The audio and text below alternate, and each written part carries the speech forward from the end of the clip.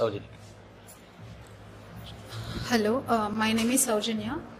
I'm a BSc graduate. I done my BSc in BSc. I completed in 2007. And after my graduation, I worked for a couple of years in non-IT related companies. And after that, I have more 10 plus 15 years career gap actually.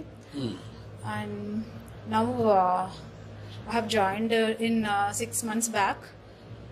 6 months పట్టిందా? So నువ్వు మరి 15 years gap కదా, అందులోటి IT కాదు అసలు, చదువు సంబంధం లేదు, బీజెస్సీ కదా.